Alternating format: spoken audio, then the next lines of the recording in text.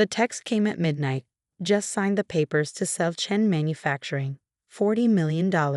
Not bad for a company our old man built from scraps. Don't worry, little sister. I'll send you a Christmas card from my new beach house. I stared at Daniel's message, my hands steady as I took a screenshot and added it to my growing collection of evidence. My brother always did love to gloat. My name is Emily Chen, and I was about to teach Daniel a lesson of the difference between inheritance and earned success. The irony was, if he'd bothered to attend any board meetings in the past year instead of jet-setting around Europe on Dad's old yacht, he might have noticed what I'd been building. But Daniel had always been like that, showing up only when it was time to take credit or collect profits. I switched to my email, sending a quick message to our company's CFO. It's time. Activate Phase 1. The response came immediately. Already done. He won't know what hit him.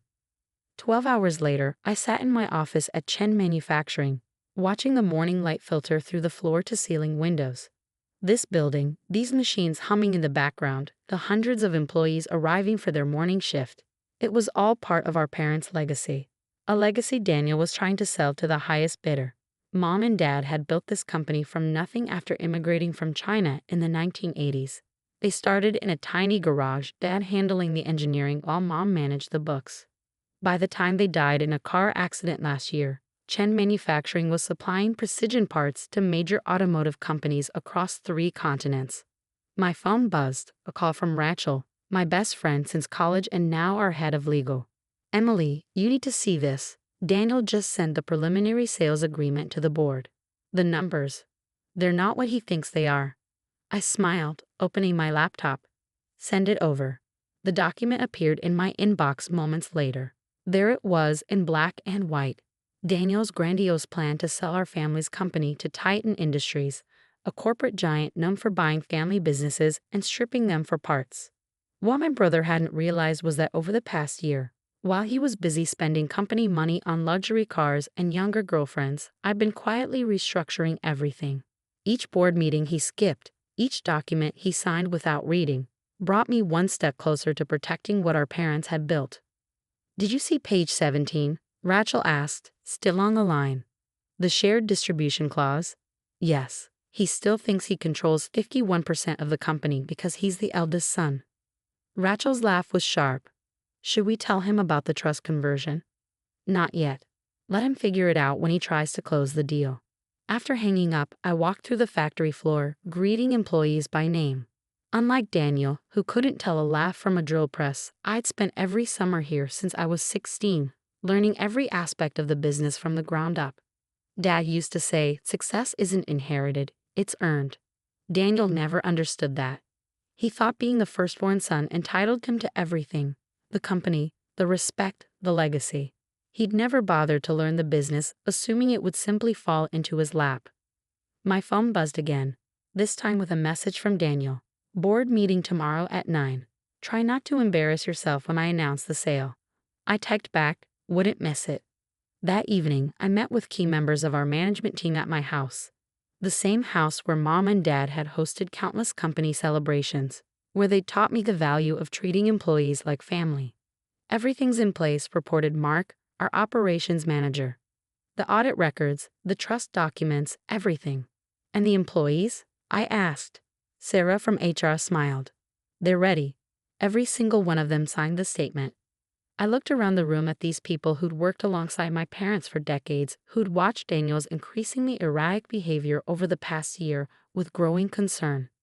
Tomorrow's going to be difficult, I said. Are you all sure about this? Mark spoke first, his voice firm. Your parents didn't build this company to have it torn apart by Titan Industries. We're with you. The next morning, I arrived early at the office, watching the sunrise paint the Chen Manufacturing sign in shades of gold. Mom had designed that sign herself, incorporating elements that symbolized both our Chinese heritage and American dreams. At 8:45, Daniel strutted into the building, flanked by representatives from Titan Industries. He'd gotten a haircut, bought a new suit, playing the role of successful businessman for his potential buyers. Emily, he called out, using the nickname he knew I hated. Ready to watch Big Brother make history. I met his smug smile with a calm one of my own. Absolutely. The boardroom filled quickly, company executives, legal representatives, and the Titan Industries team all taking their seats. Daniel stood at the head of the table, practically bouncing with self-importance. Ladies and gentlemen, he began, today marks a new chapter for Chen Manufacturing. I'm pleased to announce that Titan Industries has agreed to purchase our company for $40 million. He paused, clearly expecting applause. None came. The paperwork is ready, he continued, slightly flustered. As majority shareholder and CEO. I'm sorry, I interrupted, standing up, but there seems to be some confusion about that. Daniel's smile flickered. About what? Your position. You're not the CEO, Daniel. You haven't been for 6 months. The room went silent as I pulled out a folder and began distributing documents. What are you talking about? Daniel demanded, his face reddening. Of course I'm the CEO. Dad left me in charge. Dad left you as interim CEO. I corrected, subject to board approval and contingent on your active participation in company management. Would you like to know how many board meetings you've attended in the past year? The Titan Industries representatives were flipping through the documents I handed out, their expressions growing increasingly concerned. These attendance records, one of them said, show Mr. Chen has only been present for 2 out of 24 mandatory meetings. Daniel waved his hand dismissively. That's just paperwork. I own 51% of this company. I can sell it if I want to. This was the moment I've been waiting for. I nodded to Rachel, who stood up. Actually, she said, according to the trust conversion executed by your parents before their death, your shares were contingent on meeting certain management participation requirements you failed to meet. She turned to the Titan Industries team.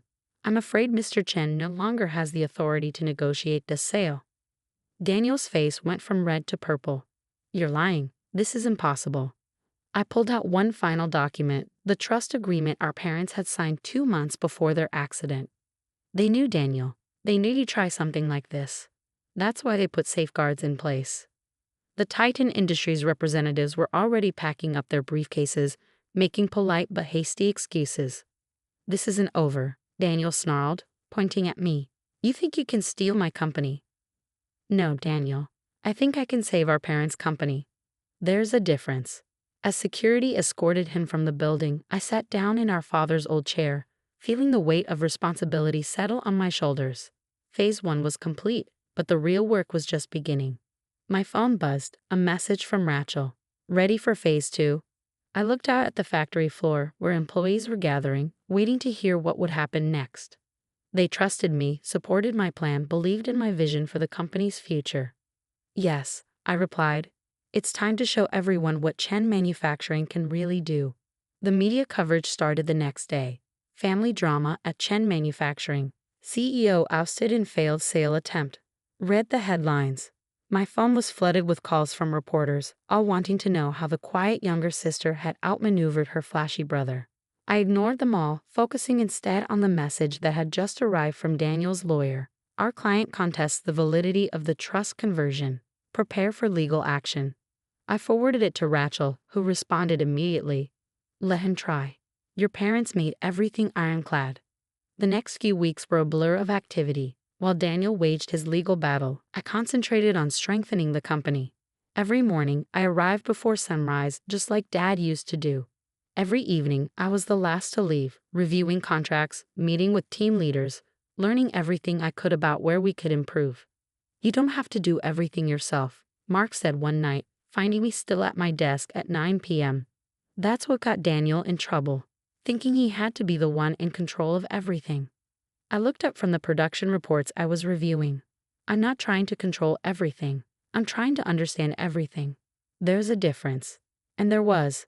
Unlike Daniel, who saw the company as his personal ATM, I saw it as a living thing, thousands of moving parts that had to work together. Every decision affected real people with real families. A month after the failed sale, I called an all-hands meeting in the main factory floor. Hundreds of employees gathered, their faces a mix of curiosity and concern. Many of you have worked here for decades, I began. You helped my parents build this company from nothing. When they died, my brother saw that legacy as his birthright, but I see it differently. I clicked to the first slide of my presentation, our new company structure. Starting today, Chen Manufacturing is becoming an employee-owned company. Every full-time employee will receive shares, with additional shares available based on years of service. The room erupted in murmurs. This was what I'd been working on for the past year, transforming the company into something that couldn't be sold out from under the people who'd helped build it. My parents believed in building things that last, I continued. Not just machines, but relationships, community, future. That's what we're going to do together. The applause was deafening. In the back of the room, I saw older employees wiping away tears. They'd known my parents, understood exactly what this meant. Later that afternoon, Rachel rushed into my office. Daniel's lawyer just filed an emergency injunction, trying to stop the employee ownership transition. They're requesting a hearing next week. I nodded, already prepared for this. Good. Time to show the judge exactly why we did this. The hearing was set for Tuesday morning. I arrived at the courthouse early, dressed in one of Mom's old suits that I'd tailored. Daniel showed up late, looking disheveled, with an expensive lawyer at his side. This is theft, he declared as soon as the judge asked him to explain his position. My sister has stolen my birthright through legal trickery. I sat quietly as his lawyer presented their case, claiming the trust conversion was invalid, that our parents couldn't have intended to disinherit their son. When it was our turn, Rachel stood up. Your Honor, we'd like to present evidence of why the trust conversion was not only valid but necessary. For the next hour, we showed the judge everything. Daniel's absences from board meetings, his misuse of company funds, the trail of poor decisions that had nearly bankrupted us twice. But the most damaging evidence came from an unexpected source. We'd like to play a video, Rachel announced, recorded by James and Margaret Chen 6 months before their deaths. Daniel's head snapped up as our parents appeared on the courtroom screen. They were sitting in Dad's study, looking serious but determined. If you're watching this, Dad began, it means Daniel has tried to sell the company. We knew this day might come. Our son has many qualities. But he never understood what we built here isn't just a business. It's a family. Mom spoke next, her voice gentle but firm. Emily, if you're seeing this, it means you've done what we hoped, protected not just the company, but the people who make it work. The trust conversion wasn't about punching your brother. It was about preserving our real legacy. By the time the video ended, Daniel had slumped in his chair, all his bluster gone. The judge took only 15 minutes to make his decision. The trust conversion stands, he declared.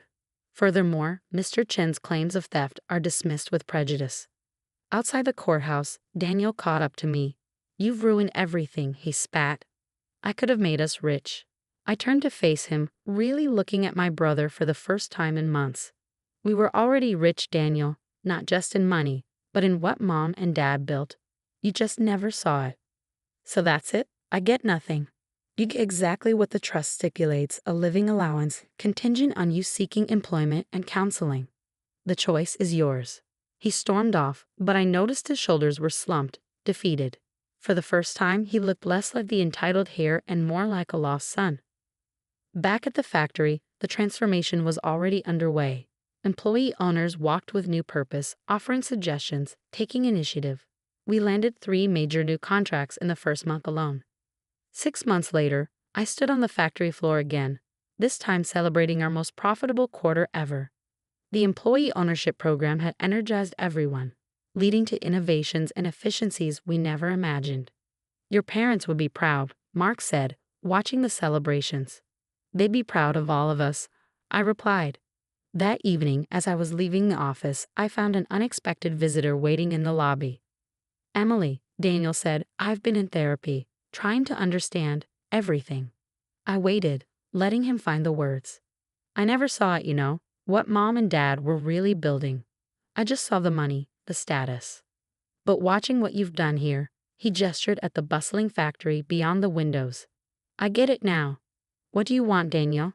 He pulled out a piece of paper, a job application. I want to learn, really learn from the ground up. If you'll let me. I studied my brother's face, seeing something new there, humility, maybe even wisdom. Start Monday, I said. 6 a.m. sharp. You'll work with Mark in operations, learning every machine, every process, no shortcuts. His smile was different now, smaller, but more real. Thank you, Emily. As I watched him leave, I thought about mom and dad, about legacy and learning, about the difference between inheriting something and earning it. The next morning, I arrived at my usual time, before sunrise. The factory was quiet, but not for long. Soon it would pulse with life, with purpose, with the dreams of hundreds of employee owners working to build something lasting. My phone buzzed, a message from Rachel. "Did you really hire Daniel?"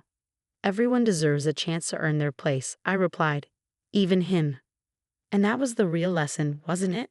Success isn't about what you're given. It's about what you build, who you help along the way, and the legacy you choose to create. Dad used to say every machine in the factory had a story. Now I understood. We all have stories. The trick is making sure they're worth telling.